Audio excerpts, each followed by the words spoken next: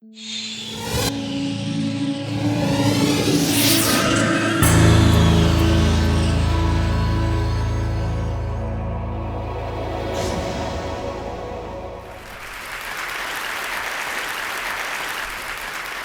talk is about righting wrongs.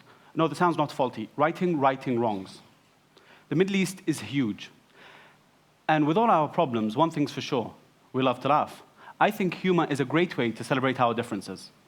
We need to take our responsibilities seriously, but not ourselves. Don't get me wrong, it's not like we don't have comedy in the Middle East. I grew up at a time when iconic actors from Kuwait, Syria, Egypt used laughter to unite the region, just as football can.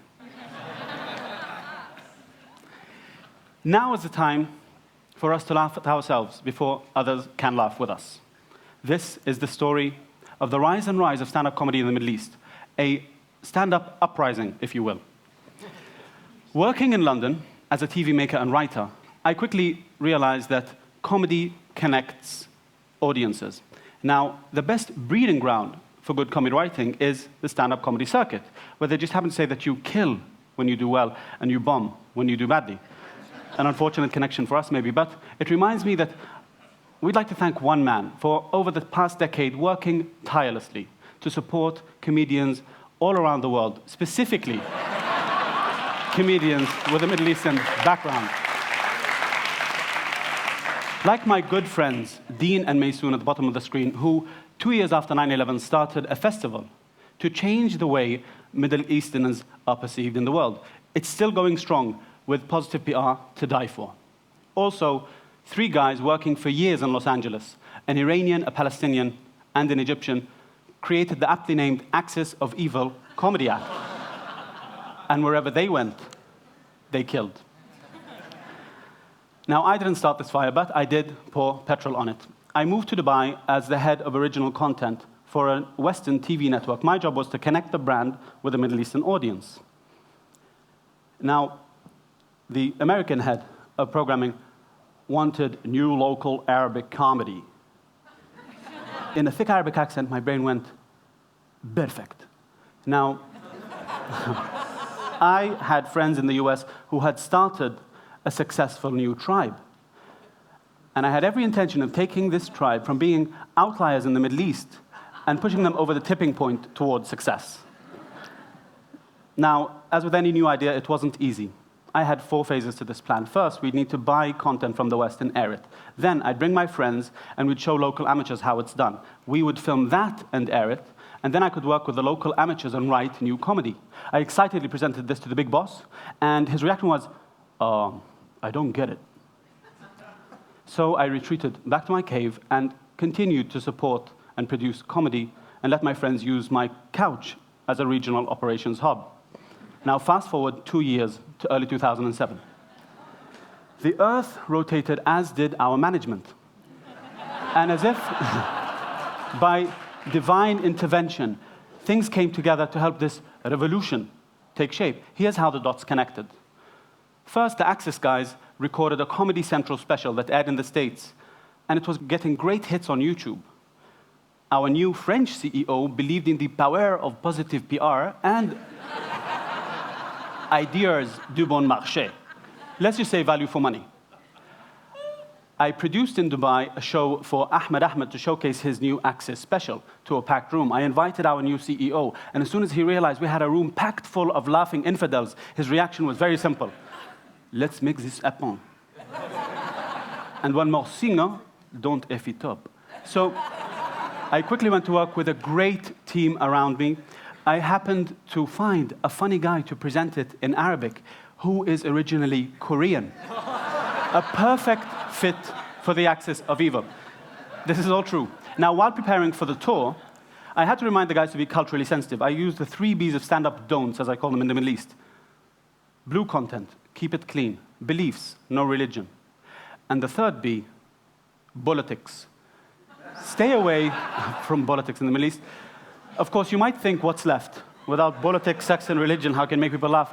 I'd say watch any successful, well-written, family-friendly sitcom in the West for your answers. Now, were the Axis successful?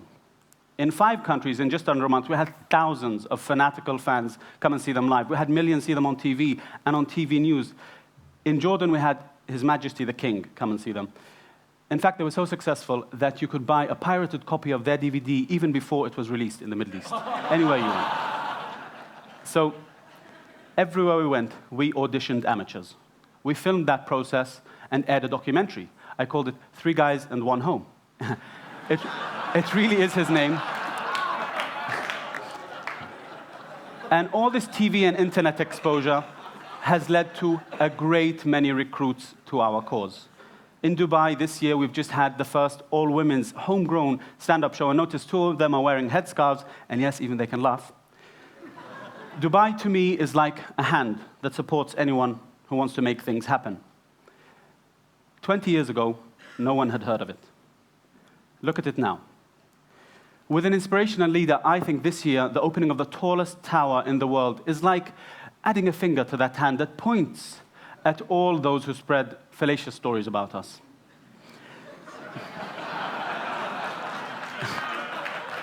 Now, in 3 short years, we've come a long way, with stand-up comedy shows happening even in Saudi Arabia.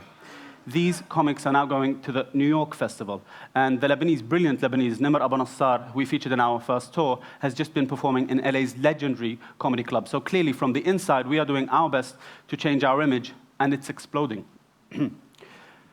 So, as for the outsiders looking in, watch the CNN report on the 2nd Amman Comedy Festival. The reporter did a great job, and I thank her. But somebody forgot to send the positive PR email to the person operating the automatic news ticker that appears at the bottom. For example, when Dean talks, the ticker says, US, suspect gave actionable intel. Well, if you're used to listening to comedians, then I'm not surprised. Sadly, this leads me to another 3 Bs. That represents how the media in the West talks about us as bombers, billionaires, and belly dancers. Enough. We're not all angry fanatics who want to kill the infidel.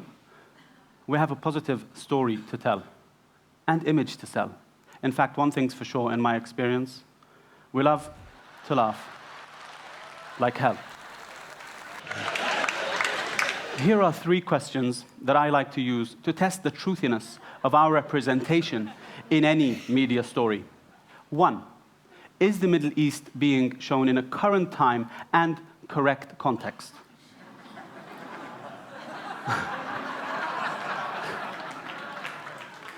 2, do the Middle Eastern characters laugh or smile without showing the whites of their eyes?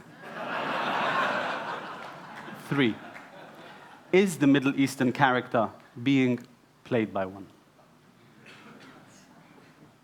Clearly, there are wrongs that need to be righted. We've started in our region.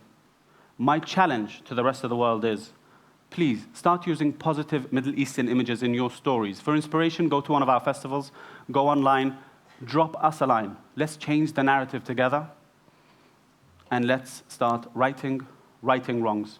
I'd like to end, before going back to the Middle East, with a quote from one of the greatest sheikhs to put quill to parchment. As my father likes to call him, a Sheikh al-Zubair. As my mother would say, Shakespeare.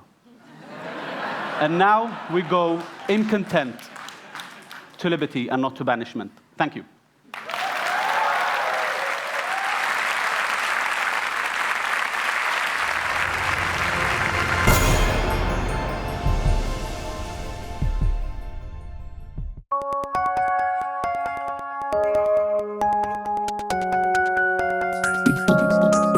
We're investing in math and science education to support the next generation of innovators.